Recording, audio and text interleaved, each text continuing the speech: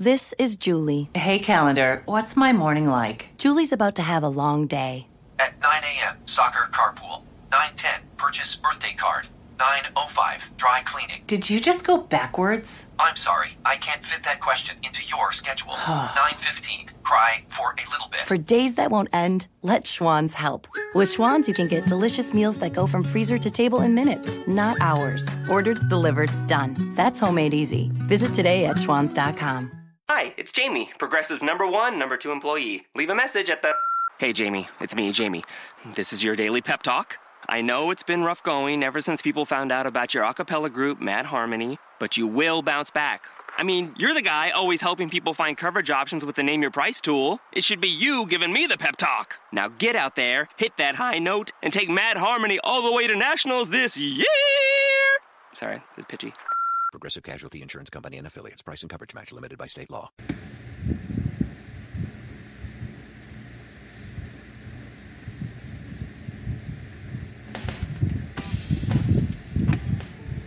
Hi there, this is Jim, the Keys bartender, coming to you from Key Largo. I'm here with Jenna and Tyler Kelly. Say hello, guys. Hello. Hello, everybody. This is episode 162 yesterday. Well, I'm going to release tonight because I said yesterday. Oh, yeah, that's right. Yeah. Was episode 161, and I did a recap of the first 160 episodes. Not very much in detail. I left out the lady that had her, Jeanette, the one that had her false teeth stolen. And Don Canary, her boyfriend, the guy that held him hostage. And there's a whole bunch of other things that happened, like special guests that we missed. But how long can you do a recap of this show and stuff like that? That was just to bring up to speed. I think every 100 episodes we should do some kind of recap or something like that, maybe. Is that too often? If we go to 3, then it'll be every 200 episodes. Well, it's kind of like the greatest hits. You're right. Right. Yes, one of these days, like just a couple of weeks ago, we had blister bugs. Blister bugs look like lightning bugs, but if you smack them on you, their skin, they have like acid. Some type of and there's like little body cavity. Yeah, and it goes through a couple layers of your skin, and you don't even realize it till the next day. It does. And then a nasty blister. Yeah, you look like you're a IV drug user or a leper, or have Ebola, AIDS. They should call them Ebola bugs. Ebola bugs, yeah. You look like you're fucking melting. That's right. That's your skin's melting off. Yeah, I told you what happened in Gilbert today, and all of a sudden I had all these sores going up my arm and stuff like that. I was going to the gym, and people were like, "What the fuck is your problem, man?" You know. So. Because you got to swoosh and not smack. Yeah. Swoosh. Well, there's people that live here their whole life that don't know about those bugs. That's a weird thing about it. I mentioned what? Last year was the first time I ever saw them. And I didn't know what they were until... Never seen him until last year after the hurricane. Right, and he's lived here his whole life.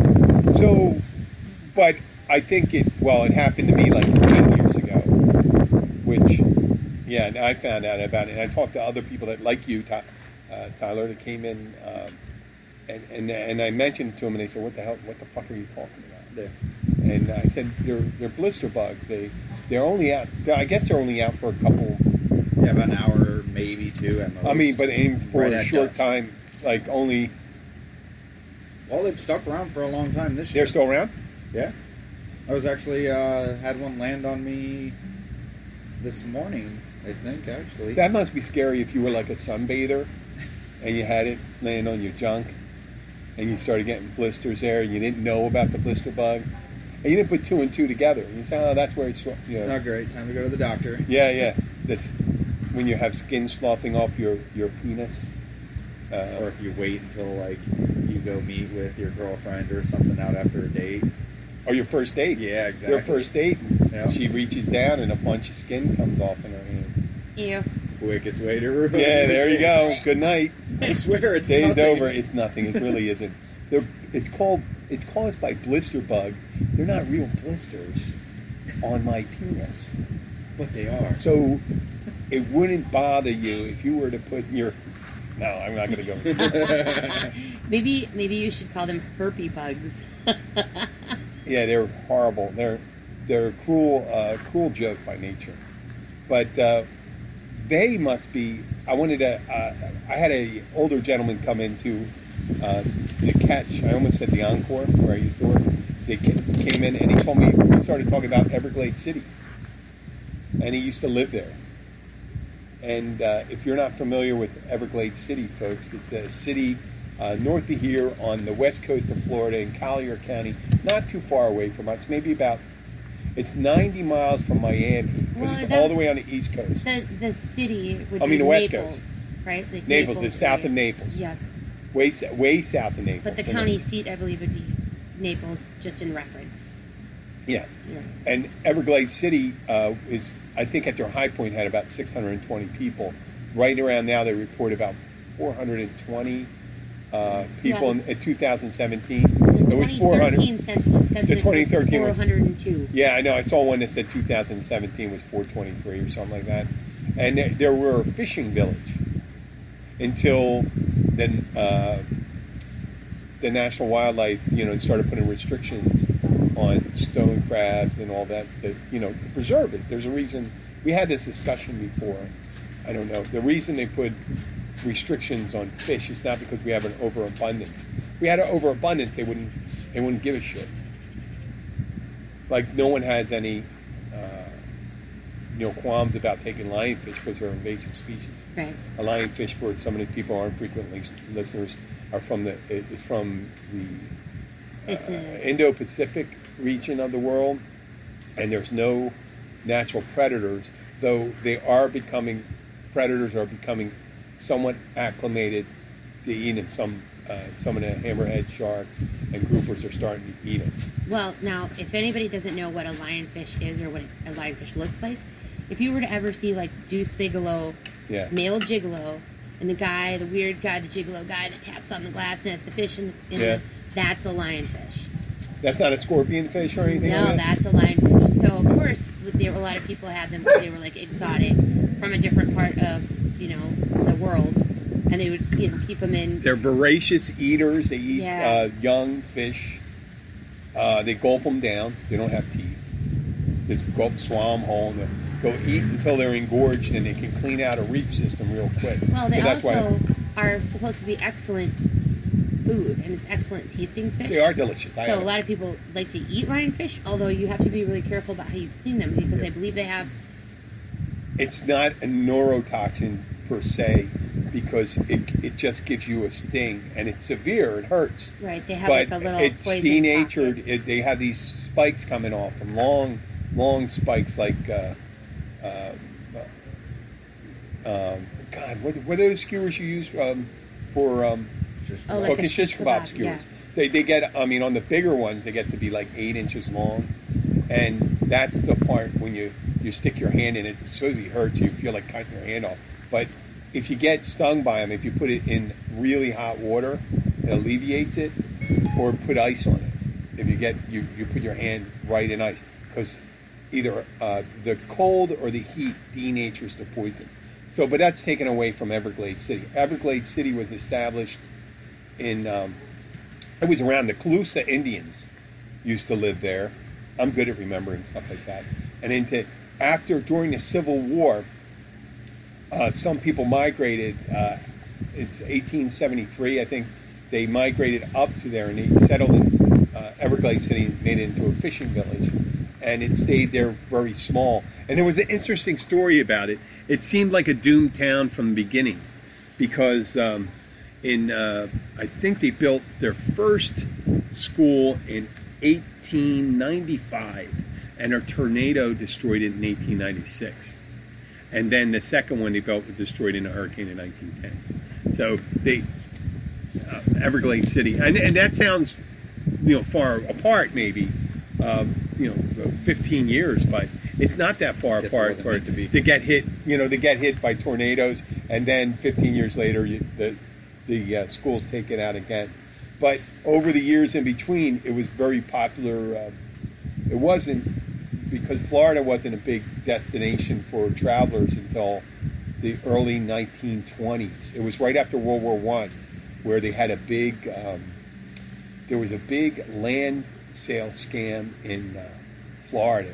They were selling swampland like crazy to people up north. It was a big thing. It was their Enron, their who was the guy? Bernie Madoff pyramid scheme. They were selling land for pennies on the acre, and it was unusable land. It can't be reclaimed and shit like that. And there was, I think at one point, it wasn't until 1930 that Miami's a little over 100 years old. Miami was just a railhead for the railroad that came down, and it was a small town until Flagler started building the railroad there. Miami had this 100th anniversary just about 6 years ago or something, around that, give or take. So this part, the western part of Florida, was even more sparse. You had Tampa. Tampa got built up from the Spanish-American War because that's where they did all the staging for the troops and stuff like that to send to Cuba. So that's where Tampa came about, and Miami came about because of the railroad. And so for years, there was fishing going on at Everglades City, and then the population started filling out, and you started the 1920s, the 1930s, people started coming down to Miami, and you had Everglades City supplying southern Florida and further north with seafood. And then they had the restrictions brought on by the National Wildlife restrictions, whatever, about controlling the fishing grounds. And you start hearing stories about, in the late 70s, that fishermen are being approached to by people on boats, small boats, say, would you mind helping us out? And they knew, these fishermen knew the backwaters and stuff like that, and they started bringing in marijuana and cocaine. They had a unmanned airport inside it. The city is Everglades City is a little over, it's 1.13 square miles. Yeah, this says it's 1.2 square miles, which actually means that the 400 people that live there live in really close proximity to each other. Mm-hmm. It's crazy. Yeah. So they, at one point, they kept on more people started getting involved in the drug trade down there, where almost the whole city government was involved. And I think the year was 1983, 200 state, local, and federal agents came down upon this town of 600, and they arrested 28 people, and they took over half of the fishing fleet. They confiscated it, and it destroyed the town. Now, I'm not blaming the police force for destroying the town, because these guys were involved with an illegal activity, obviously. But when there's so many, if down here in Miami, on this side of Florida, when they started clamping down on the cocaine cowboys, Miami was a big enough city that when these cocaine dealers and smugglers and the middlemen and all the people that lived in Miami, when they started getting busted, it did ruin Miami, because Miami had a huge tourism industry, right? But Everglades City, to this day, is still kind of screwed. And I think, we'll go a little further. And there's a person that we're going to bring on, and we're going to get we're going to have him on the show, and he's going to tell us stories about what happened. But the one guy, the way he tells it is when the day in 1983 when the cops came and started rounding people up, he was sitting on his front porch watching everyone happen, get chased down, get arrested, and stuff like that. They closed off all access to the town. They had helicopters and all that stuff there. And eventually the guy that was watching, he was just waiting for them to come for him. And they did come for him eventually. And he got arrested. And matter of fact, I think the guy's name is Davis. One of the main guys' name is Davis. He goes by Clarkson right now, and he still lives in Everglades City. He's in his, I guess, mid-60s, and he runs the airboat rides around there, fan boats through the Everglades and things like that. Drug smuggling to airboat rides. Airboat rides, yeah. But he mentioned to some reporters that he was able to get some. I don't know how he would say this I don't know if he said it to a reporter, but he mentioned it to someone at the breakfast place that he was talking to some visitors, and one of the visitors happened to be a reporter for a magazine, or a writer for a magazine, and he mentioned that he took some of the money and put it in his kids' names, and it's divorced, so they didn't confiscate all the money.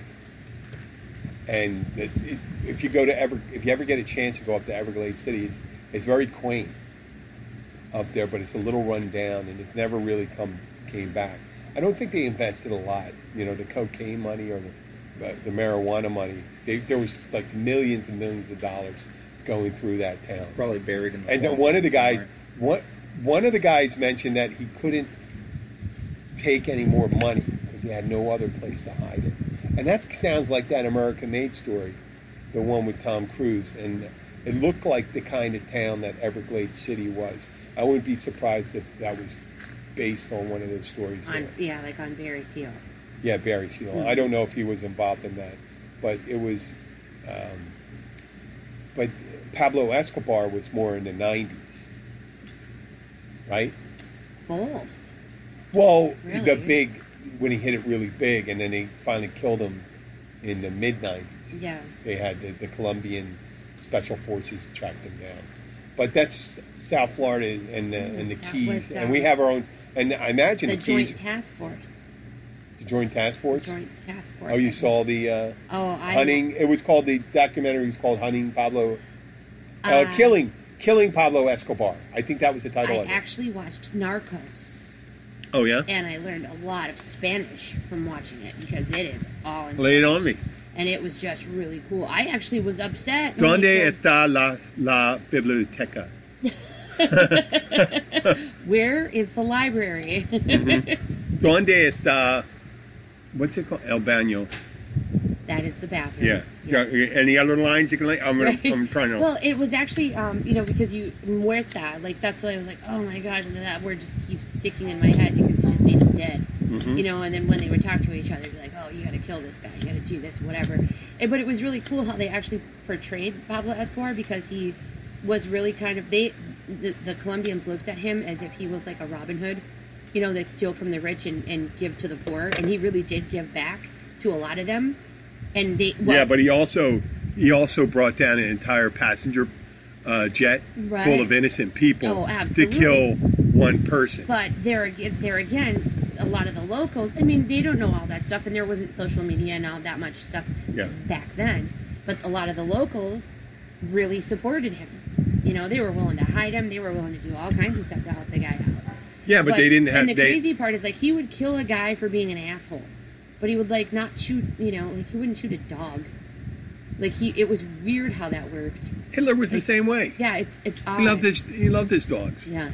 I love my dog, but I wouldn't gas people either. I will tell you that do. Watching the whole thing of Narcos versus watching the killing of Pablo Escobar or any of the other. You seen how? Did you see how they finally got him? Oh yeah, absolutely. There's a documentary. It was really interesting where. The U.S. used technology they provided to the Colombians, and the Colombians used their special forces. They had special forces that they used. Actually, they used nepotism to get people because they couldn't trust people that were related. The guy that was commander of the special forces, his son was his executive officer or something like that, which kind of makes sense. You're not.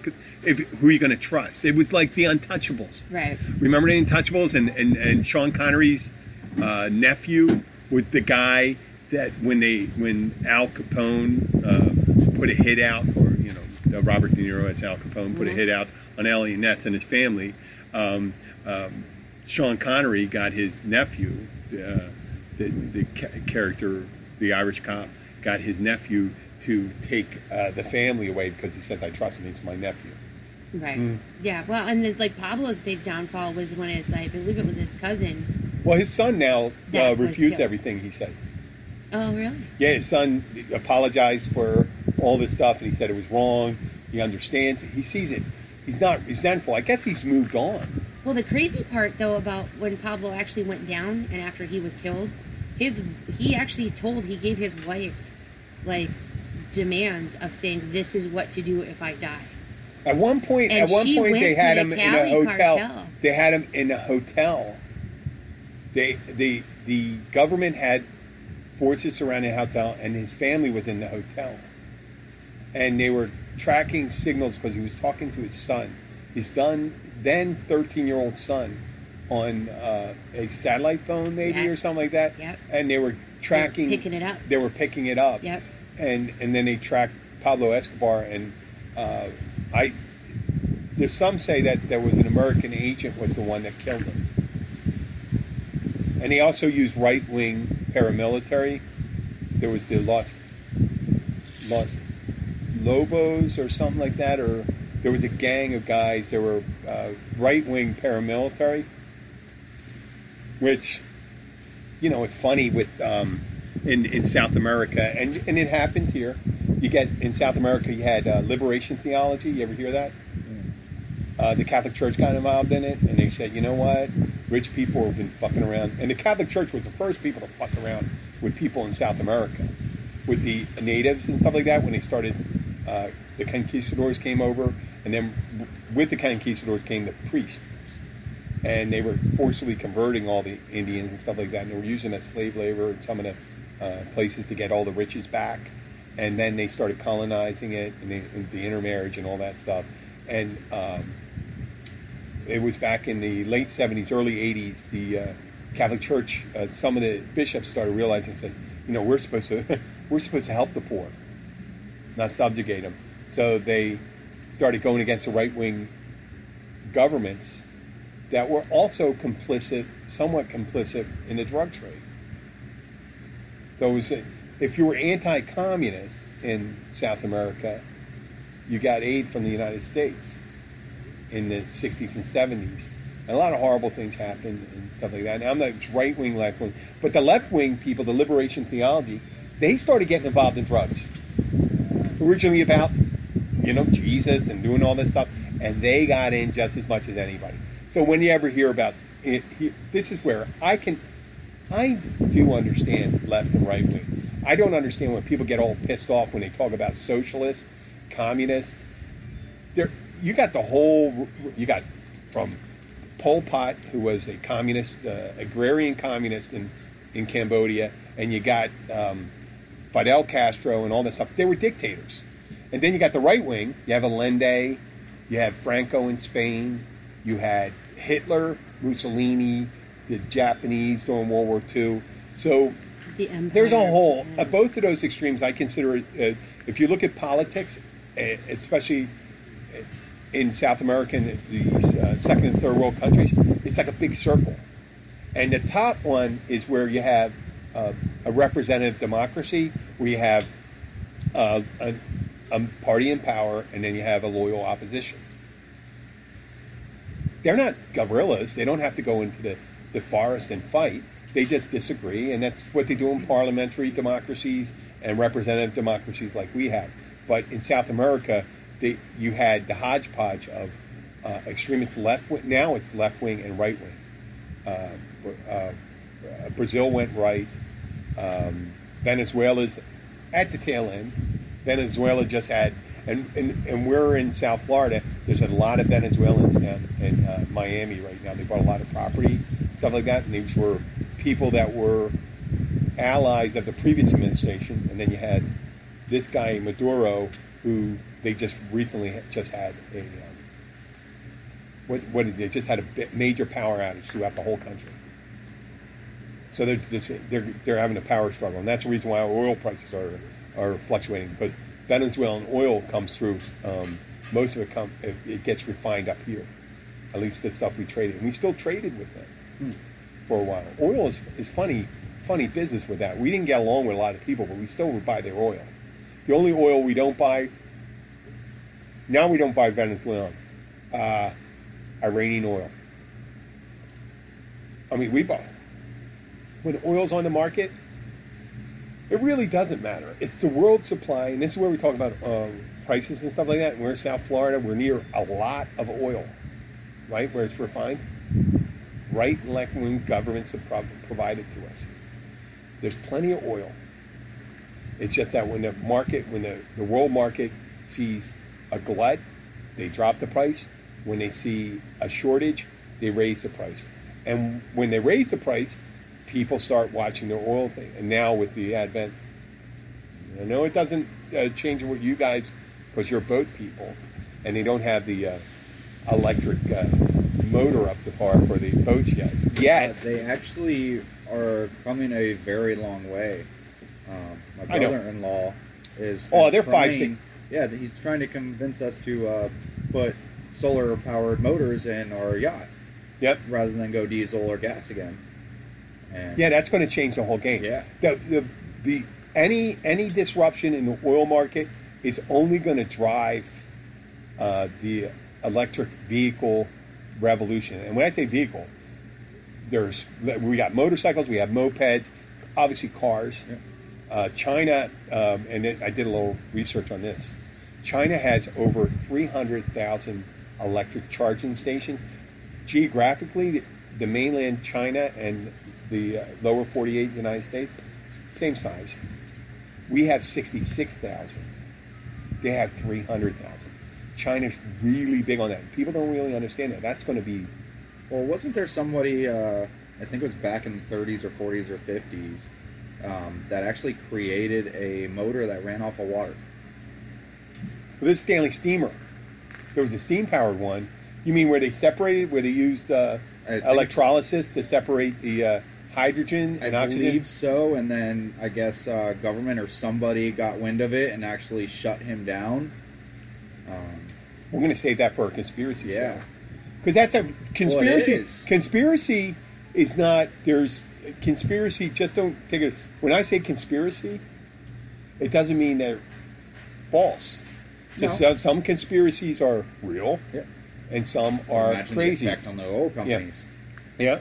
You know, that's big companies. Right now, right now it's almost over when China's spending more money on research and development on electric vehicles than they are using for oil exploration, and they're not looking for new oil markets anymore because they figure they have some of their main automotive company right now is now coming out with 12 different models of electric vehicles, where American lines have like one or two of the major ones. But Tesla, and there's a couple other ones. We got to really catch up. That's the other thing is Tesla. I mean, Tesla is making tiles for your house that are solar panels. Yep. It's only a matter of time before they come up with something that windows. They got the next solar one, panel to where you never have to charge it. The problem is that you need more space right now to capture the right amount. We had this discussion on there, and to have photovoltaic paint or whatever, and then have the glass. Yeah. There's a glass block they use that they can capture, convert energy from the sun. But Florida is somewhat catching up on it. We're the Sunshine State. You figure places like Florida, Nevada, New Mexico, California. Well, California's there. Yeah. California's almost there. And eventually, and people joke about it that you're not going to be able to get your investment. No. It is only getting more efficient. Batteries are getting better. Yep. The ranges are 300 to 400 miles now on vehicles. The charging time is, the quick chargers now can get up to 80% in less than 30 minutes of a charge. So that's a rest stop and a bite to eat and use the bathroom, and then you're outgoing. Yep. Where we're starting to see in our neighborhood, up until 2 years ago, there was only one charging station. Publix. No, there was only one charging station in all the Upper Keys, and that was at Baptist Hospital. But Publix, everybody's been curious about what's going on at our Publix. They're putting in charging stations. Yeah, and they're doing it, and they have it at Sundowners, when a restaurant. Well, but you're going to I see. have a feeling they did that just because they bought Teslas and needed somewhere close to. I think that's a great. Vehicles. No, but that's a. You know what? That's the reason. But there's not that many electric vehicles. No, but there's a lot of But people that travel. Jenna, do you think? Let me see. I'm going to ask you a yes or no question. Are electric vehicles selling more and more each year? I'm sure. Is the pace picking up? Or is it staying the same? I don't know. What do you think?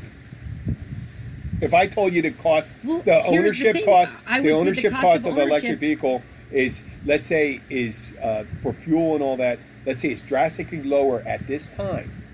Right now, it's lower with the Model S from Tesla, and there's cars coming from China, and Volvo has one coming out, and there's some of these foreign manufacturers are thinking instead of introducing one model, they're going to try to introduce eight models. That's a big deal. When you have 8 models, and they look at the cars. Look at the price of the car. Yeah. Mm-hmm. Look at the price of the car. You know how much does... see if the cost of ownership... How much does an Enclave, a Buick Enclave, which is like my Equinox, it's $28,000, right? Okay. $28,000. That's not an electric vehicle. That's a Right. internal combustion. A cheap. What's a moderately priced mid-size sedan cost nowadays? 27. 25, 27. Yeah, well, they get it 35. You can get it now. That Model S is 35,000. Right, but okay. So if you were to take the price of, let's say, a Prius, right? A hybrid. Yeah, like a hybrid. The hybrid's the worst thing in the world. You know why? Because both engines are underpowered. Well, absolutely. That's the problem with it. But now, you're paying more because they try to sell it to you as the cost of ownership is less. But it's absolutely the not electric true. vehicle, especially if you're hybrid's financing done. it and you're paying interest on it. Hybrids are done. Well, in 2018, Ford came out with the Focus Electric. Yeah. And the price tag on that one was starting at $29,000. Which is ridiculous. No, but it's getting in the range where it used to be $80,000, and now Tesla's talking. Their original cars were $80,000. Now they're in the 30s. That's a drastic drop, and they're just and how much? If you look at it, the luxury. You don't have to replace them. Absolutely, you do. No, you don't have to replace them as frequently as you think you do now. They're not. They're over 100,000 miles. Mm-hmm. Which for some people can be like 5 years. So if you're using it as a commuter car and you have to replace all of the batteries in that car... Do you know what kind of maintenance goes? You know how years. many oil changes you have to get for an electric vehicle? Oil change is different. You have to change the transmission fluid. Okay, no, and but you know what? On the transmission that's in that but car. I know, but do you know what you don't have problems with those vehicles? Transmissions. There's no transmission. Well, there absolutely is a transmission. It doesn't just drive by itself. There's no transmission because the transmission transmits the power from the motor to the wheels. Right. The engines are directly near the wheels. That's the reason why you don't have a compartment with an engine in it. There's no engine compartment in an electric vehicle. The engines are. Do you know that? Electric motors are on each wheel. That's why you got the even torque. You don't have transmission. You don't have gearing. Yeah, and then what's the chance for failure, and what's the warranty that they No offer? Failure. You know how many pieces they have? There's absolutely a chance for You know how many failure. pieces? No, when you have, let's say there's 15,000 parts in the average vehicle, right? 20,000 parts? Absolutely. And you know how much an electric vehicle? Under 1,200. And when they fail, how expensive it is to replace. And I'm just saying they have enough vehicles out there. They they show the maintenance costs. There's proof now. We have people that own them. There's friends of mine that own them. The only time they have to take them in is when they get in an accident. Like any car, every so often gets in an accident. Otherwise, there is no maintenance. Electric motors they're not a lifetime motor. They will electric motor life. It's the battery you're talking about. The electric motor can go 300,000 miles. There's still moving parts, all that stuff. Yeah, and anything can break. Anything can break. Anything can break, but it has a lower chance of failure. And what's the warranty? What's the manufacturer's warranty? Are they giving it 10 years? Are they giving it 100,000 miles? You know that's. I'm just saying this is the argument of someone that says I understand, but internal combustion, believe it or not, the electric vehicle is not moving forward, and there's not more manufacturers because it's a less efficient vehicle.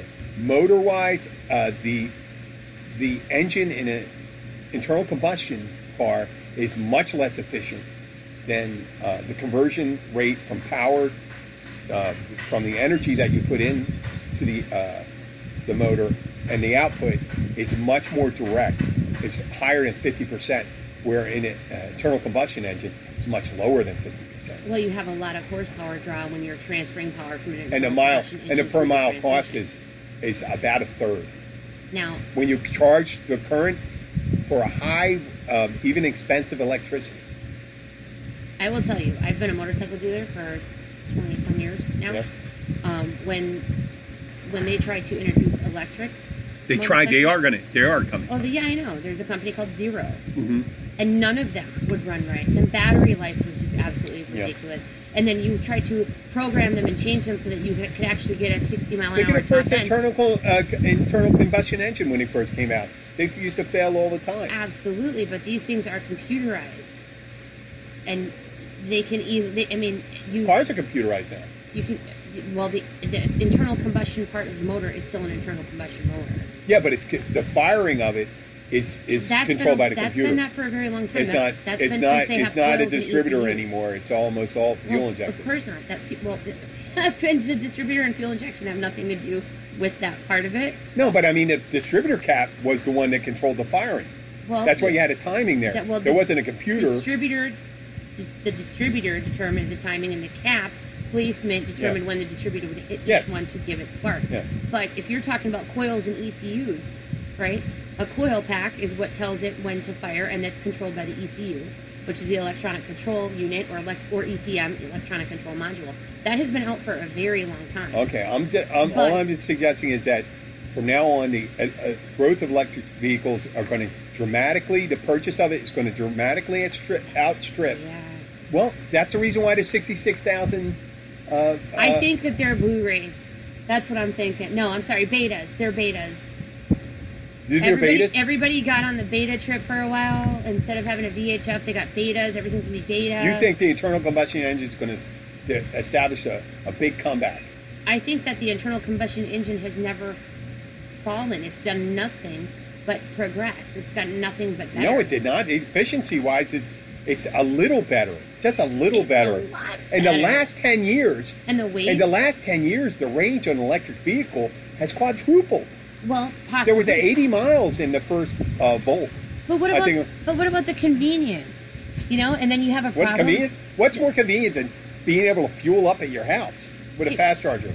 Well, yeah, I can drive my car for a month without putting fuel in it. That's not even what. Because you live less than a mile from your house. You work less than a mile from your house. But the biggest thing I think about the electric motors is that any electric vehicle whatsoever is that they have to price them low enough to get people interested and see whether or not they will actually be efficient enough for them to use. Because they're already there, I believe it. They're already there, and I believe, and in places like China, if you were going to buy, and I did my research on this, in Shanghai, the privilege to drive a car in Shanghai is $12,000. The Chinese waive the $12,000 fee because of for electric vehicles, because they don't contribute, at least locally, to pollution as internal.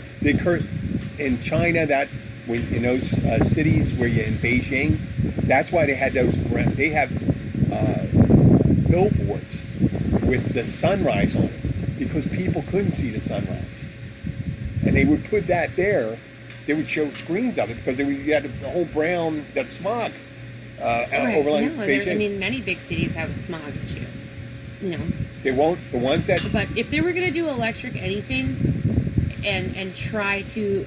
There's a couple cities. In a couple cities in China, 99% of the at least one thing. Huacheng, China, 99% of the vehicles, the taxis, are now electric vehicles.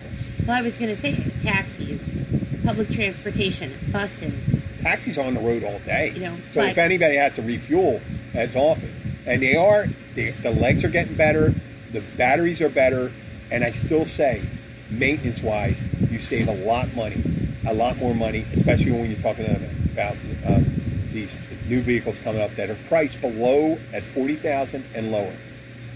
I just think that if you're gonna try to come out in the market and wow everybody, and that you're gonna actually come out with something that you're dealing with old school people, you're not gonna find a 16, 17-year-old tree hugger, okay, that can afford to buy their own electric vehicle.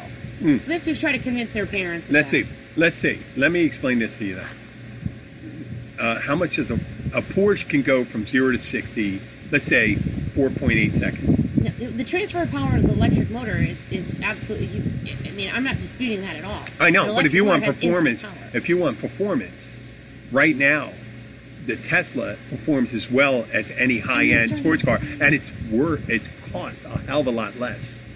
$70,000-$80,000. A hell of a lot less than a Porsche. Yeah, but still. No, well, not a Model S. Do you know how much? I just looked it up. I have it on my phone right here. You know, Tesla. Well, that's just one company. Volvo's coming out with a 40,000. Have a fender bender, you'd be on Yeah, fire. the Model S. Tesla Model S is $67,000. Which one? It says Tesla Model S. Okay. It's $67,000. That was as of 2018. Okay. But then you compare that to the Mercedes-Benz CLS, which was at $75,000. Yeah, and the cost of ownership for the Tesla is less. Though. Yeah. In the end. Is less than it.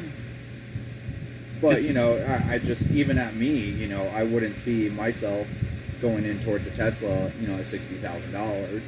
You know, it's a certain market, you know. The other vehicles that they were comparing, which was a Chevy Bolt, which is an electric vehicle. Yep. Was priced at $26,000. But you compare that to the Toyota RAV4, not either appealing cars. Yeah. Or that one was just shy of 25. Yes. So, you know, if you drive 15,000 miles a year, let's say, right, and you get the RAV4 gets 37 miles a gallon, right, and the price of gas is, you know, it's heading north again, $3 a gallon. How much? You know, 15,000. You got my bottle, babe? And that's 500 gallons. $3 a gallon. That's 1,500. Yeah, You can fueling a vehicle for that 15 electric vehicles, $500. But so you got for the- 1,000 less. You're already. I agree. Yeah, I agree. You know, fuel to electric pricing. You know, yes, there's a difference there. Yeah. And it's Unless substantial. you have electric with Florida Keys Electric Company, and then you're going to pay 4 times as much to charge. Actually, no. The Florida Keys Electric Company, believe it or not, the price is. I don't know. How much do you pay a month? Let's say Usually $100, and then we hooked up an ice maker, and I just got my electric bill today for $233. Okay, well, mine's ridiculous. about $100 a month, Right? Which is not a lot when you run the AC all the time. It's really not that much. Right. It's Well, my really other not- house was $103, Our prices are. and this one was $233. Well, prior to that, that Ice ice maker. machine. Because that would be just. Was as that a efficient good as deal? plugging Was in it a my good car. deal? Was it a good deal? Before and $100 a month? I got ice on demand, and we're not buying bags at the store. No, was it a good deal? Well- Meaning the electric before you hooked up your ice machine. Was that a good deal? What Yeah, you paid? $100. $100 is good. Yeah, $100 is good. But We have a very good system But down what's here. the cost of charging your vehicle at home? Believe it or not, you can see it. You can. They have the numbers. Yeah. But you It's know, less. and it goes. It's less than a gallon of gas. It goes back to the market of what they're trying to To appeal fuel to. your car, to get, let's say you go one of these chargers. I'd be surprised to get, let's say you have a vehicle that gets 300 miles to a charge, right? That would be on a very economical, high mile per gallon car. Let's say you get 37 miles a gallon. That would be 8 gallons. Where the price is running it right now, a little north of $20. It would cost you less than $10. I would still beat an electric car out of the state of Florida by the time it caught up. Not at fast charger. it doesn't take me 30 minutes to stop and pump. You got to stop and pee. gallons. You got to stop and pee every time. Not necessarily. I mean, And you know, and they're 15-minute chargers and stuff like that. You He's should be pretty getting. hooked on this electric car thing. It's a wave of the future. It's the future, Sorry, but they're not listeners. hovercrafts yet. Please comment on the podcast. It's not very funny today. It is funny. not It is funny. funny. But It is they're not funny. I'll tell you it's hovercrafts. funny We were supposed to because it's a already wave of get the future, and it sounds like someone defending a Zeppelin. Oh my god! It sounds like someone designed. Zeppelin travel. No, these airplanes. I'm going to talk to Marty McFly and see what he thinks. These airplanes. He'd be Well, you know what? disappointed 5 years from now, 5 years ago, it was an anomaly to see electric vehicle. It was strange. Where's our hover cars? No, but 5 years ago there wasn't. Right? Same thing with cell phones. I saw in 2001, let's say less than 50% of the people had cell phones. It was considered a luxury.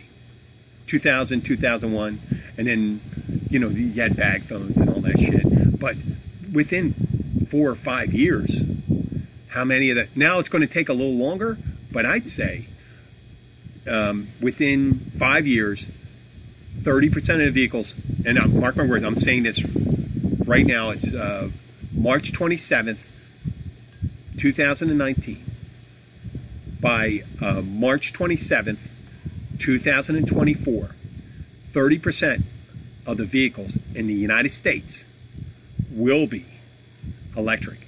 There will be... He's saying on-road vehicles. Well, okay, and to prove another proof point, there'll be over 400,000 charging stations in the United States. I don't You know how many disagree. charging stations were? I don't disagree, but again, you have to go back to the market that you're appealing to. As a fresh driver, 20 years old to 29, 30, where I'm coming up to, for me to go and jump behind the wheel of a Toyota... They're not. It takes some time, but it's moving in that direction. It's not boring. I would still like my It is not boring. 2019 This Honda is what the SI keys compared to Yeah. a Toyota electric car or a Focus, Next year, you know what? My next brand new vehicle will be an electric vehicle. I have friends that only own electric vehicles now. They have two. They're 2-car families. Do And they they're have both dreadlocks and use natural deodorant and smoke a lot of hemp? I'm just curious. It's not like that at all. The matter of fact, the guys voted for Trump. The guy that owns 2 voted for Trump and will vote for him again. So the hemp, and he doesn't smoke any weed, and he only drinks white Zinfandel. White Zinfandel, And of course, and he Tyler doesn't with the best smoke white any Zinfandel. weed. I don't think he smokes any weed. That's very. To be honest, I will never... I don't think any You'll electric never? car will ever appeal to me. Can we jump to something else that I think is But really 5 years? No, well, actually, we're almost done. Really? 56 Okay, minutes. so let me bring this up, right? So my brand new car is a 2019 Honda SI Turbo, Yeah. right? Which it's fun and it's fast and I like the way it sounds. Yeah. And it doesn't go as you drive down the road because it actually has noise. And How's that bad? I'm just saying, I like it. I think it's cool. And it's a 6-speed. And every vehicle we own, aside from our Ford truck, is a manual transmission. And all of my children own manual transmissions. All of them can drive them. One of my middle sons just passed his They CDL don't class make an A. electric manual car. Right. Yeah. Right. So No, you're not. therefore, They're I not like- going to be one. It's kind of ridiculous. It's I like making. being able to determine which gear I am in and what my RPM is. I like having the control over my vehicle. You have direct control in an electric Absolutely. vehicle by And- hitting that pedal, and when you take it off the pedal, Nobody can it takes steal the it energy. nowadays. It takes the energy. It And- takes the energy from braking and regenerates it into back in there. When your Okay, vehicle Mr. right now. Prius. Anyway, here is the cool part though, right? Well, People can't drive sticks anymore. So you got thug after thug driving around trying to steal cars. They don't steal my car. They don't know how to drive it. do you They see? don't steal his car. They don't know how to Do you drive remember? Do you remember fucking Road Warrior and all those movies?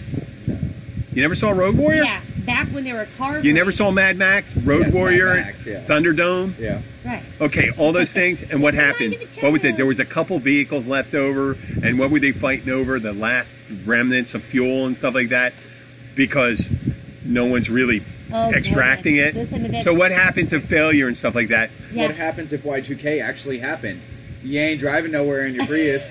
Wait a second. If you have solar panels There's no reason why you can't recharge. You're not going to be manufacturing your own petroleum. You would have enough battery banks to be able to store that. Smart enough to adapt those solar panels to actually recharge your ion lithium batteries and store the power for it. Okay, yes, and they will. Yeah. And they have home charging units and stuff. No doubt, yes, technology has become a far away. Yes. No, but it's funny that younger people, we're having a debate, younger people, and I said it, and I think I was conservative when I said 30% of the vehicles in the United States. I was going 30% in 5 years will be electric vehicles. And what does that mean? In 10 years, over 50% will be. So let me just bring one other point up for a minute. Electric vehicles have to be recharged and plugged into your house, a charging station, whatever, right? And that electric comes from a grid. Where do you think that electric... Which is coming more and more from renewables. And actually, if you watch TV, how many panels did Florida Power and Light just put out? Like 30 million panels they're putting out. If you drive through Iowa, I believe it's supposed to drop your bill down like $12. Yeah, but that's the beginning. No, it's always the beginning. It's always the beginning. There's no doubting it. Yes, we are going to be, someday it's all. Listen, years from now, if we get to do this, we'll have a laugh, and you'll say, "I'm sorry, Jim, you were right. No, it's an electric vehicle." You're going to say, "Look at all the new." No, there won't be. The highest end vehicles will be electric. Yes, there's no doubt. We're not arguing and trucks. That fact. I'm going to splash salt water on one wire of his car. And it'll get the green death and it'll never run again. And that's what'll happen. You live on an island. You can't... There's no doubt electric vehicles are going to take off. Yes. Wait a second. I told you about my buddy. He has vehicles down here. He has 2 electric vehicles down here. And he lives near the water. Right. I'm saying if you actually get them wet. He lives up. You actually get... Any car gets wet. Any of them get wet. And your engine compartment gets... If you get water inside your engine compartment... Well, if you get salt water specifically... Yeah. Especially in an electric vehicle, you can't boil it out. You can't boil out like. What do you think it's going to be in the gas tank? There's no gas tank. If it touches a battery terminal, it touches a wire. They're enclosed. They don't have to be. They don't have to be exposed. It's waterproof. Yeah. Oh, okay. What do you think? What electric? What do you do with? What do you think the cables are? Jim is not as much of a gearhead as we are. No. So you don't know about electric vehicles. We actually think about every possibility of that. No, electric vehicles. Wait, terminals and almost. Right. So the cables are covered with plastic and rubber. And they're waterproof. All right. So in your electric vehicles, do you think there's? Yes. Yeah. There's connectors. You're not passing wires through a firewall and then soldering it into a battery in the but you can cover that all up. What's the big deal? I'm sure you can, but you'll always, there's air that'll get in there, there's humidity, everything will get in there. Now, here on our watercrafts and our boats, we have what is called a Deutsch connector, which is an electrical connection with a rubber gasket. That is the highest quality thing that is out there right now. And that is the #1 thing to fail on all of these. So no matter what, you're always going to have an electrical connection that's going to get some kind of humidity or moisture, salt air in there, and it's going to start corroding. Oh, wait. Speaking of another guy, the guy had a MAGA banner in front of his house. Now, I'm lying. I know the guy's name, and I'll bring him on. As a matter of fact, he disagrees on everything. He believes Hillary ran the child sex ring at the pizza shop and all that stuff. He believes all that stuff. But he owns 2 Tesla vehicles. And this isn't the other friend I'm telling you that's a contractor. All right, so when he owns his Tesla for 20 years and he hasn't had to replace batteries or electrical wires and all that stuff, then we'll talk about that. Okay, we'll do that. 5 years. I'm just saying, my 2000 and then we'll look, and next year, we'll just see, and then we can see that let's say if there's 100,000 charging stations in the United States, or 150,000 in 1 year. We're not doubting that. So what does that mean? We're doubting the fact that they're the greatest thing out there. They're going to have their issues. I'm going to say gas stations. At one point there'll be no new gas stations built. There'll be no new gas stations. So electric's going to put out big oil companies. No new. I said no new. The existing fueling stations for internal combustion have been built and they're done. Yeah. Okay, they're still out there. There's not going to be a huge growth in internal combustion engine. There'll be no additional research in making it more efficient. What's going to end up happening is they're going to get in touch with those companies and start putting charging stations inside the gas stations as well. Oh, I agree there, but no, actually, charging stations don't have to be. But that's a way they don't have to make more money. No, the best way if you're a charging station, it takes that within 3 years, it's going to be 5-minute, 80% recharge. Okay, where you can stop into a convenience store, hook up, 5 minutes, plenty of time to charge up. You go in there, get your coffee, go to the bathroom, go out, car's charged up, ready to go. And that's the way it's going to be. I bet our boys right now are really hoping that they could just stop and plug in their U-Haul for 5 minutes and keep on driving. They're in Georgia now. They're on their way back to Wisconsin. It's just the way things are going to be. There's going to be trucks, too. Tesla's building trucks. They're building trucks. They're building buses and all that stuff. I'm excited. We're not doubting that. I'm excited for them. We're doubting that they're not as great as they seem to be. They are great. They're better. They're better. To an extent.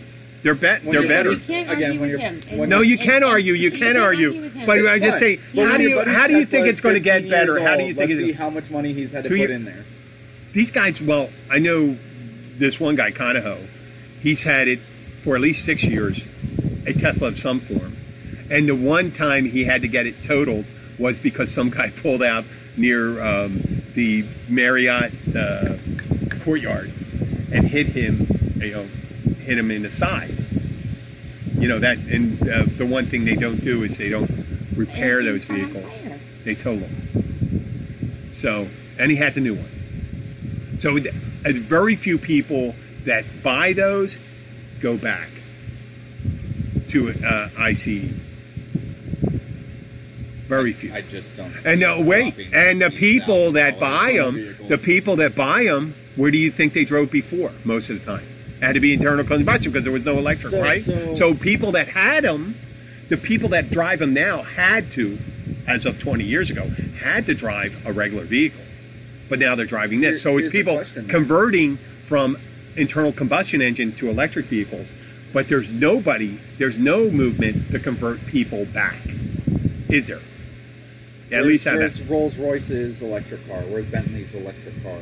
They don't have it. That's super high end, yes. Right. Because that's the conspicuous consumption. Jerry Seinfeld just sold a classic Porsche or something, I think a Jaguar, for $1.5 million. But because they're cool. But if Teslas are so awesome and such a great way to go, why aren't the higher end companies jumping in on it then? Ford is spending $800 million. That's Ford. I'm talking about Rolls Royces. Oh well, that they're not the vehicles for the people. They're the vehicle for the 0.3% of the people. They're not the ones you're not going to have a thing where you have Bentleys. You're not going to see a highway full of Bentleys and Jaguars and this. The vehicles that are out there are going to be Toyotas, Fords, Hondas, GM, and Tesla, and that's when 5 years from now. And you know what? I like taking a point where I may be on the unpopular side of it, because a visionary very, very rarely has. If people see something and say, "Oh, well, that makes a lot of sense," then it's a foregone conclusion, isn't it? If everyone agreed on it. Yeah.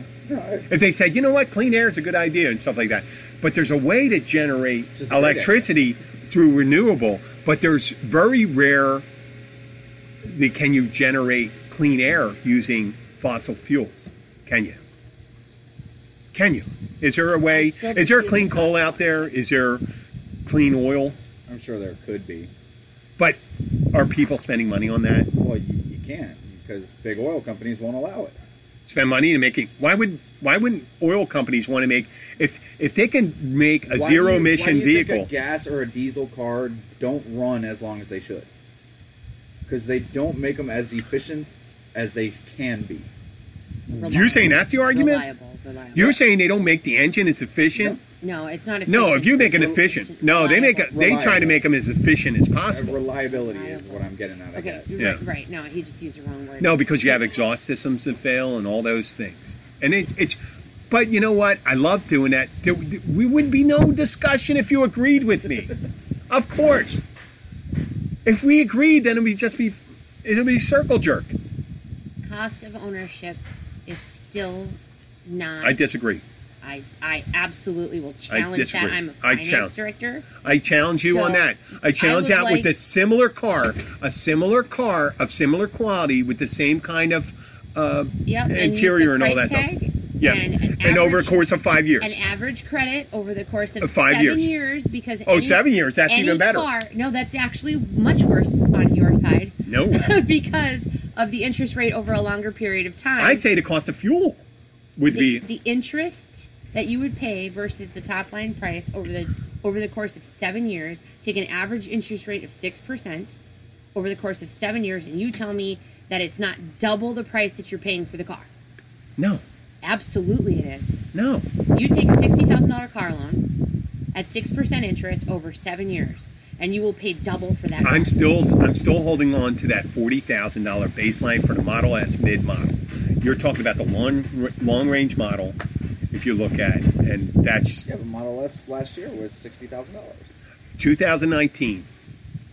It's 2019, it's not 2018. And the Model S is coming online, and they have three levels. They have 3 levels right now. Do you drive a stick shift? No. Do you know how? Yes. Okay. And I don't understand how that's a big... And because in stick shift, the thing that fails most in that is the transmission, eventually. Absolutely not. And a manual transmission does not fail near as much as an automatic transmission. Your clutch backwards plate. On there. Yeah. If you abuse it, and that's a day of you doing it yourself and $50 part. Okay. It's generation. It's also appealing wise. You know, I would much rather jump behind the wheel of a stick shift and have fun than jump behind an electric car and put it on insanity mode, haul ass for a couple miles, and then be down 25%. You know what? No one goes for how long? Did you say insanity mode going up? Insanity mode is just for acceleration and stuff like that. It does burn a lot, but once you get up to 70 miles an hour, 80 miles an hour, it's consuming. You've never driven a 6 speed down the road then. Okay, so well, because you never know. Wait a second. If your car's down the road, what if something comes out in the middle of the road? You're doing 100 miles an hour. You take. Okay. There we go. Can't argue with that. Can't argue with that if you're willing to take your life and someone else's. You're going to have that risk if it's an electric car or a gas it's just car. the thrill. Well, I'm not saying I wouldn't. Well, you're right. Going 100 miles an hour. Okay, so cost of ownership. Okay, let's say that you. Where's your source? Well, who's your source? It's an amortization schedule. Okay. So my source would be math. No, but the cost of ownership, meaning your fuel costs and all that stuff. No. So you got to factor that in. Just vehicle. Goodness. Just purchasing and not driving. So if you were to finance $60,000 at 6% interest on a 7-year loan, that interest will cost you nearly $14,000. So your cost of ownership on that vehicle after you're done paying your payments of $876 a month for 7 years is $74,000. It would cost you $74,000. Okay, now I got to go. Now you're going to make me look. Now you're making me. This is just buying the car. We're not factoring electric cost or fuel. Okay, so you're just giving up on anything I said about $40,000. You're just going $60,000. Well, you guys were talking about a specific vehicle. No. Okay, here we go. Okay, so let me. What is? Okay, let's get 2019. Folks. Tesla. All right, so if we do 40,000, sorry guys, playing quick here. Cost. 2019 Tesla Model S, MSRP $76,000. Come on. Tesla Model 3 is now the best-selling luxury car in the United States. Tesla launches cheapest Model 3 yet. Model 3. Okay, geez, I got the wrong designation. God damn it. You guys. Is it Model S or Model 3? Well, S is running at $76,000. No, that's the S. You said S. Yes, yeah, that's what you told me. I know. What's the electric car for the masses? Still a select few. Model 3. Okay, so if we re-amortize... 42.9. There we go, God damn it. Okay, because I made a misnomer of the thing. $42,000, which is completely within the thing. See, I made a mistake. Right now, and I'm talking to Steve. Okay. And Anyway. No, wait. So 40, Steve, 40 wait a second. Steve, If I call you, I know who you're talking about right now. God damn it! Why would you do something like that? Because okay, $40,000 on an 84-month loan. Why would you get an 84-month loan? Why? Where is this 84-month loan? Why is? Because that mortgage, that monthly payment is $600. Why would you get a? Would you like me to switch it? Yeah. I'll switch it. What would you Let's like say it to be? You're going to pay the car off in what, 5 years? Let's appease. So, your $40,000 car at a 5-year loan at 6% interest has now cost you $46,399. Mm-hmm. So that's $6,399 in interest, aside from your taxes, title, insurance, right, and everything else. Okay, so that's just $63.99 in interest. Yeah. So that car that you just paid $40,000 for has cost you dang near $47,000. Okay, and if you want the comparable car with an internal combustion engine, what would the price of that car be? Going back to the brand new car that what I if, just bought. and what if I said that the fuel cost was $1,200 less a year? Well, possibly, but but let's go back to the price difference first. Start with top line to top line, and then that's where you make your difference. But you're not going to compare. You can't compare a Model 3 to a Malibu. Okay, I have a brand new Honda Civic Si Turbo, right? Okay. Which I paid $21,000 for. It's not the same vehicle, Why is it? not? Isn't that a small sport vehicle and stuff like this? It's a four-door we're talking about. It's a big four-door with a turbo in it. Mm-hmm. Right? So I paid $21,000, but obviously I'm a finance director, so I negotiated my price, which most people should. So just in the interest cost, if I were to have put zero money down and financed $21,000 over the course of 5 years at 6% interest, then I would only be paying $3,300 in interest, not $6,300 in interest. So there's your $3,000 difference right there. And there's $6,000 interest in fuel costs over that, and the maintenance cost. Possibly, but total that the car has cost me and resale value at the end is $24,359. and resale value at the end. Resale value all depends on your wear and tear, and it depends on if you smoke in that car. Depends on if you have little. I know. Baseline to baseline, dealer, same person. Whatever they same right? Same person over the resale. It's just like trucks and cars, right? My $21,000 car just cost me $24,359 instead of my $40,000. So I have paid literally though another $20,000 to have a car. Right? If you're going after you're comparing a Model 3 to a very high-end Civic Si, yeah. I mean, but this is what I'm saying. So now I don't know. All right, so we'll go into comparable models. So a Chevy Bolt is $25,995. Yeah. And a Toyota RAV4 is $24,510. Yeah.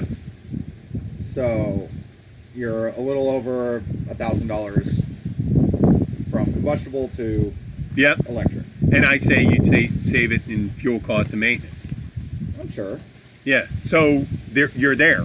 Okay, but a Bolt and it's actually it actually has better performance than a RAV4. Then again, you're straying. See, and it just goes back to. And then wait until they come up with the trucks, because the towing capacity of some of the trucks are going to be a hell of a lot more than like the Dodge Ram.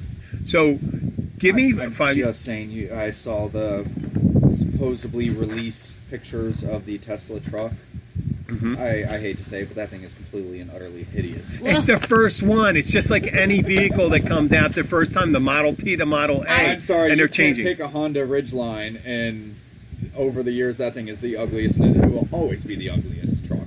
I know, but they'll change, and the towing capacity will be higher. On an electric? Yeah. On a long-haul towing with an electric, you're going to draw more energy. Yes, you will. I'm just saying, they're doing the trucks and all that stuff. They have tractors and all that stuff. They got the Tesla trucks coming on there. They're going to do it. They're going to. Listen, we're there. I made my predictions. You made your counter arguments. You made your counter arguments, and they're 5 years from today. admirable. But we were stuck with the 60,000 one, and when I brought it. What the model you said. No, but I would have to compare. I would compare the Tesla to a Cadillac, like a CTS or something like that. Are those electric? No, ICE. And I think that's. I think the pricing, And it's actually one of the worst selling cars right now. I actually think that if you were going to do if I was doing a comparison, if you were going to do a straight up comparison, I think you would have to go Here's American made versus then versus Japanese. That's why I'm doing Because Cadillac. you can't say Right. Tesla and then Cadillac is an American made vehicle, and they are not as reliable as a lot of people think. Okay, no, look, just Tesla Model X. not a Model X. The But, Model. no, this is comparable to what they're comparing Yeah. to. Tesla Model X is $72,000. Yeah. A Porsche Cayenne Mm-hmm. is $65,700. Mm-hmm. So those are comparable models. You're also Yeah. dealing price wise. You're talking about because a Porsche Cayenne is an SUV. But they're comparable because the X is the SUV. X is their SUV. that's X is their SUV. SUV. Yeah, yeah. Okay. Yeah. So 72 on the Tesla X to the 65 Porsche. So And the cost of ownership be about the same in the end with when you have everything at the end, maintenance, fuel, and the credits. And the reason why they have credits is because ICEs put out pollution, and we worry about always pollution. never-ending battle with everybody. You know, electric versus all this. I mean, you're never going to be able to convert everybody. Oh, it will eventually because there will only be. So I'll get fined for. I mean, no, wait a second. There are still Amish people out there with fucking carriages and horses. I want a carriage and a horse. No, okay. Well, there you go. There's proof right there. And they're, That's what I they're want. also given their 1 day a year Yes. when they turn 18. No, it's to not one ven- day. They have all the time in the world they can do it, To actually. venture off. Yeah, it's called a rumspringing. Yeah, Rumspringer. And how often do they actually come back? Rarely. Exactly. Yes. Okay, why do they do that? Because they moved ahead to the future. Electric cars. No, because they went to the future. The future for them was the internal combustion engine. But you give someone the And option drinking and having drinking, fun, having a good time, experiencing getting laid, and all that stuff. I am so looking forward to You're Amish. my horse. That's your problem. I'm talking to two Amish people. Poop on the way to work tomorrow is what I think I'm talking to Amish people right here. But I didn't expect you. I don't want you. You know what? I am not hurt. Because we're At spending all. an extra $120 for our ice maker. We're still Amish. We're Amish. That's okay. You know what? Maybe my horses will get hot. I could just put some ice around. Yeah. them. Amish. The You know, Amish stick I'll to the cool them horses. off. You know oh what? my God! Look, we're finally getting funny again. Thank you. Oh, come on. I'm sorry, listeners, for the Keith Comedy Podcast. Well, wait a second. There was I nothing- said it is a conversation you have in a bar, and this is the same fucking conversation you'd have in a bar. But You'd by have the now same. I'd probably have 10 shots. I never Just know. No, you have more. Oh. You guys, your problem is you guys aren't drinking enough. Oh, maybe that's what it is. You're not drinking enough. You didn't even I have know. another beer. Oh shoot! I'm sorry. I gotta drink some more. I want you to disagree with me. It makes my victory in the end more Wait, sweet. you know what's really funny is that sometimes you just disagree with them on purpose just to get a rise out of them. So I didn't think you got a rise out of me. Did you? Do you feel? Wait. Listen, I'm not denying. Do I never got up and worked out. I told I'm my not co-host denying the one fact time, that Ted- I said, when he mentioned he was from Newtown, and I said, pedophile, and he walked off the show. I remember you telling me. He about walked that. off the show. I will never walk off the show, and I will stand my ground, as I expect you to stand your ground. You know, I'm very proud of you. I'm so tempted to put in a charging station outside of my house. I will get. No, for you're when not. you You're get- just fucking around. for when you But get you know your what? electric Someday, Let's you know. wait until like the first Tesla becomes an antique and see how many people are out there trying to bid on an antique like that. The resale value. That is so fucking stupid buying antique cars. Wait a second. To spend more money on something old than when you could get something brand new. And then you got to spend a shitload of money to maintain it and not fucking drive it and not fucking park it any place because you can't. You can't park it any place. The barn. I mean, finds when are you the go, only oh time my they're God, they worth are beautiful. Oh my God. Those antique cars are beautiful. Oh, are you 1960s? The muscle my dad's cars and got all a that stuff. 53 They're Chevy gorgeous. pickup, and- They're gorgeous vehicles. I do not argue, but you will not drive that every day. When you baby it and you take care of it, when they put those cars up for like 70, 80,000, 120,000, they originally cost $2,000, and now yeah. You know why? They're museum pieces. You know what? A piece of shit pterodactyl. You know what I mean? If we were in whatever period that was. So at one What's base- that, Jurassic period? So- And there's a fucking pterodactyl coming down. I would fucking, if I had a cannon, I'd blow it out of the air.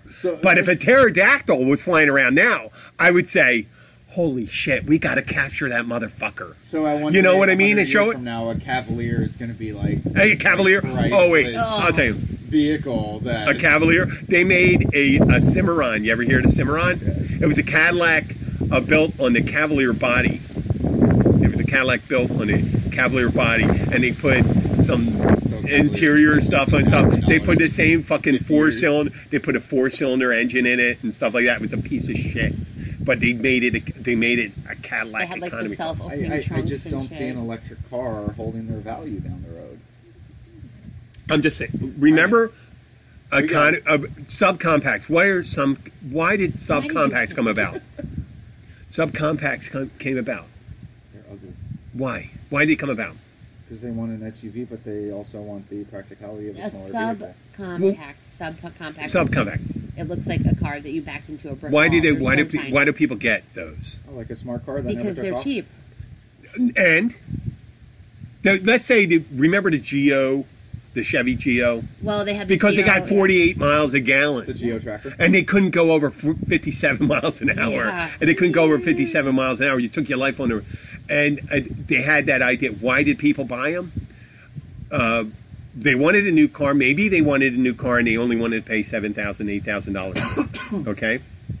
Or they didn't want to spend a lot for gas. Now, if I told you, someone that said, listen, you can have a very nice car and not pay a lot for fuel, I think, and you know what? You have zero emissions from the vehicle. Obviously, where coal-fired plants are still being used in the United States less and less each year, there have been no new coal-fired plants built. There's an example right there. Fine. Coal-fired plants. You know why? You know what we have a shitload of in the United States? Coal. We still have a shitload of coal. Why aren't we using it? If it's there, why aren't we using coal? There's my example. It's just like drilling off our coast here. It's all out there. The oil's out there, but nobody wants to do it. Why? Why don't we use the coal? Issues, Exactly. which I understand that. It's an answer to a problem. It's an answer to a problem. And it takes a while. This is why I like the people that disagree with me. You really should look up the efficiency of a wind generator. Well, right now, we would be generating a shitload of electricity really because it's weird. windy as fuck right here. And we're on a canal. I can't imagine what it's like to be on the water right now. If anybody's ever driven through Iowa, that's all you see is wind generators. There's like farms of them. And I call them blowhards. I'm like, look at the blowhards. They are some of the most inefficient machines ever. The guys that work on them or do the maintenance on them, I mean, they have to bring tubs and tubs of grease, which are made from crude oil, Yep. and all the crap that they have to do to maintain these things. It's just the baby steps, the beginning Right. baby And steps it's- of a new technology. Right. Well, of course, they really need to. No, I mean, I see you got the thing of that, and I know you know that you're intelligent. They really, really. It's need the to beginning. advance It's the that. beginning of it. And it's a gateway for them. Yes. It's great. It's a great gateway. And I mean, you But got to do they're the beginning. Horribly dangerous. People die working on those things all the time, and it's crazy the amount. Well, wait a second. Just as the new power plants and digging coal, getting coal. Okay. It's funny that you're talking about that dying. Retrieval of coal from the earth. Thousands of people die each year. Stuck in the mines. They do Each linemen. year. Do you know how many linemen get electrocuted every year? Yeah. I mean, it's crazy. But you're dealing with Because you so have high many- levels of, well, right now, this is where maybe we can all agree on something. After Irma, the Keys Co-op got us back online. The cable didn't come back quick. The water, you didn't? Okay. How long was it? Keep Took a going. line? Within a week. Okay, yeah. Within a week. A week. That was pretty fucking amazing. Yeah. After a major hurricane hit the Keys. What was the cost? Why are you making... No, I know. It's just people coming into work to do all that? Well, you make an omelet, you got to break some eggs, man, and stuff like that. They're still getting Puerto Rico online, you know. And I could point to a country named Venezuela, where they're having power outages throughout the whole country without a major disaster occurring. Good thing you don't have an electric car there. Yeah. Well, no. Then if you're smart enough in Venezuela, you'd have your own setup with your solar panels and stuff like that. I apologize. I don't think so. I don't think that was facetious. I think it was a weak argument. You know what? No. You know what it is? Is that after the neighbor buying guy, your Tesla right? Model 3 in Venezuela, then you have to buy solar panels for your house, which is a huge cost. And then you have to find a conversion to store that into batteries in your house. Hey, you know the Tesla home battery system. You might get a $3 tax credit for having solar panels. I think I'd donate it more to Goodwill and help out a ton of Why wouldn't you want everyone to have solar panels? You know what? Actually, I love solar panels. Why wouldn't you want everyone? Why wouldn't you spread the reduce the load on your main power grid by having people generate portion of their electricity? I mean, why don't we generate 90% of it from the sun? Yeah, why not? It's a resource that's always been It's there. And I mean, our boat runs off solar panels.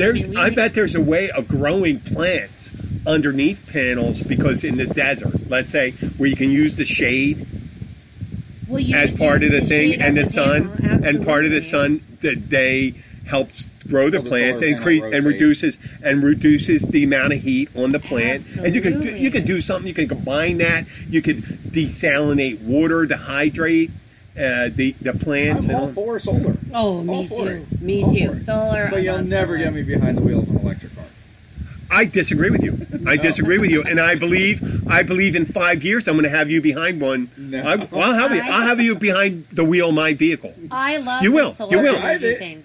Wait. I'll take it out for a spin. How the fuck are you going to drive it unless you're behind the wheel? No, like you said behind the wheel. He'll drive yours. I'll drive one. He'll drive yours. Okay. But I won't own one. There's no way. Okay. Well, I don't know if I let you drive it up Cartown Road, because you say you're going to do 120 miles an hour. Listen, James Dean. That's all right. Or Jan and Dean. They both went Honda that way. Accord 5-speed is my baby, and I can still take that down the stretch and do 100 miles an hour and have the time of my life. You know what? Maybe you shouldn't say the model of your vehicle. Definitely don't say the license plate on there, because they're just going to. Yeah, don't give your license plate out. I'll tell you what it is. Wait, they know. Wait, I just said your name. You know, I have to. And I'm sure they can track. I've had plenty of speeding tickets. I have to tell you this little tidbit of. We did an hour story. and 20 minutes. I know. I'm sorry, guys. That's all right. This is really funny. Okay, because obviously my first husband, the father of all the boys, flew down to help the twins, Mike and Matt, move back up to Wisconsin. So as we're following, and we're in my car, and we're following Tyler this morning over to the kids' house so they can get loaded up. We lock up so we can wave them goodbye. Paul, my first husband, right, says... Wait, can I backtrack just so they know? Yes. Jenna's twins. Yes. I mentioned on the show yesterday that Jenna's twins moved back to Minnesota. Yeah, Wisconsin, yeah. Wisconsin. Yep. Oh, Minnesota, Wisconsin. Close enough. It's right over the border. Where's your mom? My mom is in Minneapolis, and so is my sister, but we lived in Wisconsin. Oh, okay. So just over the border, just right over the St. Croix River. Cheese country. So, yes, exactly. My oldest son works at a dealership in Hudson, Wisconsin. Okay. It's just over the border. Anyway, so the boys are going back to Wisconsin. And their dad flew down to help them make this drive back. And they have a big U-Haul with a trailer on it, and my old car, which I gave to my youngest twin. And then they're driving the other new Civic back. So as we left breakfast, we took them out to breakfast this morning so we could have a little bit of time with them and hang out with Dad too. And Tyler and I both, had to kind of go in late for work. Well, Tyler is driving in front of us, and we're going back over to the kids' house to drop them back off, get them ready for the U-Haul and leave. And Paul, their dad, says to me, he goes, "What's with that license plate?" And he points at Tyler's license plate on his truck, which is his Seminole license plate. Oh yeah. And I was like, well, that's for FSU. That's for Florida State University. I said, but I give Tyler a lot of shit about it. He was like, well, what do you mean? I'm like, well, if that was your alma mater, I can get how you support the Seminoles. But when you majored in drinking for 1 year... I don't have the alumni plate. When you majored in drinking for 1 year and never actually graduated from that particular university and have a bunch of student loan debt, I don't really think that you should be driving around with that license plate. And Paul got a really big kick out of it. You know what? I understand that you have teams that you appreciate. You have a but I understand it, and I understand that part. I do not sponsor. I do not advertise. I don't use my person or my vehicle as an advertisement for any entity that does not contribute to my well-being. So, and that's why you may find a Rotary sticker on my car. It contributes to my well-being on my soul because I get to give back to the community. And other views I have, that's it. But I went to like private school, so obviously there's no like alma mater plate for me to put on my vehicle. And what do you mean? Why is there one for a private school? Not a private school in Minneapolis, no. Why not? There just isn't. I mean, I guarantee you there is. It wasn't a state university. You don't have all that. They have. But it anybody doesn't matter can to me. I'm like, I don't care. You know, it doesn't matter to me where I went to college. Where'd you go to college? I went to private school, and I was a big nerd, so I skipped a lot of stuff and finished all of it very early. Really? Yes. Well, how old were you when you went? I did a post-secondary program. Yeah. So instead of going to this is new 7th grade, I went to 9th grade. Mm-hmm. And then I went to Totino Grace, which is a college preparatory school in Ridley, Minnesota. And then, of course, the last couple of years, you were like 14 years old, 15 years old. Yeah, and then I was a student teacher, and I. How old were you when you were a student teacher? Yeah, 17? 17. You were a student teacher at 16, 17? Yes, but I taught German, and I did woods and metals and basic auto mechanics. And she's a nerd. Little bit of a nerd. That's amazing. And then when I graduated high school, I had enough credits to also get my... Obviously, we didn't fucking do enough background here. We got to talk about this on the next... Yeah. Hold it. Cut it off. Save this stuff. Cut you off from there. You know why? Because we're going to do a whole nother show next time. Gentlemen out there, find yourself an older, very, very, very savvy woman. And savvy. Financially savvy. Financially, definitely, because I'm financially savvy. Oh my God. Hardworking. But our favorite phrase for her is she's a dude with boobs. I'm kind of. She will get down there underneath the car and rip it apart with me, get underneath in the bilge in the boat, and do whatever and anything. So she's just all around. Oh, so, really? you know. Okay. She's still a nerd. Well, listen, we definitely went double over the time. Yeah. And I don't care what you said. I believe we didn't bitch. We didn't bitch about it though. Still not buying an electric car. That's all right. You don't have to buy an electric car. It's just wave of the future. You can still ride on the fucking Hindenburg. Dude, there's tickets for sale. It's so cool. And you know what? The Titanic, they got great rooms up top near where the orchestra's playing. Right. Listen, if I could purchase a blimp, I will buy a blimp. That's like cool as shit. There we go, man. Anyway, Jim, I welcome you to drive your electric car. I'm excited about it. I'm gonna get it. I'm gonna get my electric car. Well, please don't bump into anything, because all I hear is bad things about fires. What do you mean fires? There's like 2 Teslas that crashed in Miami, and they both went boom, instant flames, and killed the people. So what? That were in there. That's fine. Oh yeah, batteries and smartphones are doing the same thing. Yeah, so just don't blow up, okay? Otherwise, drive whatever you want. You know what? I always said if I'm gonna go, it's gonna be fucking. I'm gonna be blown up. God, why would you say that? Why not? So you could have your limbs tossed in pieces and have your wife So what? When you're dead, you're dead. It doesn't matter. Well, you know what? That is wasteful. That is wasteful because I'm an organ donor. Yeah.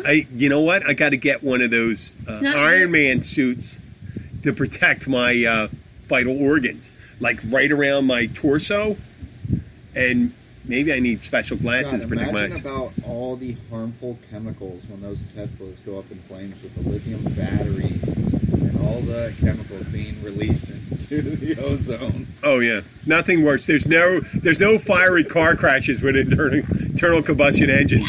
We'd never seen those videos. Have big lithium batteries in them. I know. There's never an explosion with vehicles that crash, are there? No, there's explosions. The fire and petroleum. But the chemicals. The chemicals of fuel. The fuel are a hell of a lot worse. No, but if you get fuel on your heart and your liver and stuff, they're not going to transplant that either. So that's all right. You don't quite get the big picture when it comes to that. I like it. I am so far away from electrical vehicles. Okay. Well, oh goodness. You can be. Okay, well, we'd like to thank you all for listening. For the extent that we did go very long, and this is especially... time for another drink. Yeah, it is. I'm Jim, the Keys bartender. I'd like to thank Jenna Kelly and Tyler Kelly for haranguing me for an hour and 28 minutes. Thank we love you, Jim. Yeah. Bye, everybody. And not anything like Everglades City. Never. Didn't take a bite, but we got electric vehicles with the thing. Minutes, I think. How the fuck did that come I about? know, but I really had some cool shit to tell you about Everglades City, but never mind. Well, we could talk about it next time. Okay. We're gonna. Well, actually, I think we're gonna have someone from Everglades City. That would be fabulous. Yeah, was someone he a that crab fisherman? Because that's what. That's where they did. They had the Yes. false bottoms Okay, and so all that shit. ooh, stay tuned. That one's gonna be fun. Okay, are we playing anything right now? No, we're not. Let me get the music on, guys. Hey, listen, if you get that opportunity, if you're still fucking there, you assholes. Please. No. Go buy a fucking electric car. Go get an electric car. No. If you- Leave. I apologize for calling you assholes. But you know what? I think I lost all our listeners. Leave a review. Leave a Leave a review. about Leave a Jim's- review. About Jim's electric car. No, not about the electric On car. iTunes. That's my opinion. iTunes. That's my opinion. In 5 iTunes. years, I'll be proven that I'm right. I will be iTunes. proven when I'm right. Spotify. Spotify, Spreaker. iHeartRadio. Doesn't have to be about the podcast. You can drop your review on the electric You can drop it. vehicles, Yeah, too. you Just know make what? sure you hit Keys Bartender on Oh, man. It's the wave of the future, man. Wave of the future, man. Yeah. Marty McFly, if you're listening. from Marty up above, McFly has nothing to do with it. Where's my hoverboard? There's no fucking hoverboard yet. There is a hoverboard. Okay, goodbye. I'm turning off the fucking mics. You assholes. This is Julie. Hey, calendar, what's my morning like? Julie's about to have a long day. At 9 a.m., soccer carpool. 9:10, purchase birthday card. 9:05, dry cleaning. Did you just go backwards? I'm sorry, I can't fit that question into your schedule. 9:15, cry for a little bit. For days that won't end, let Schwann's help. With Schwann's, you can get delicious meals that go from freezer to table in minutes, not hours. Ordered, delivered, done. That's homemade easy. Visit today at schwanns.com. And now, a great moment in furniture history. One summer in the early 90s, the Bob behind Bob's Discount Furniture did something that would send shockwaves throughout the furniture business. He eliminated haggling and ended the unfair and insidious practice of artificially jacking up prices only to throw a phony sale. What remains unanswered is why he would end such a lucrative scheme. It was the right thing to do. It was the right thing to do. This has been another great moment in furniture history. Watch furniture history unfold at mybobs.com.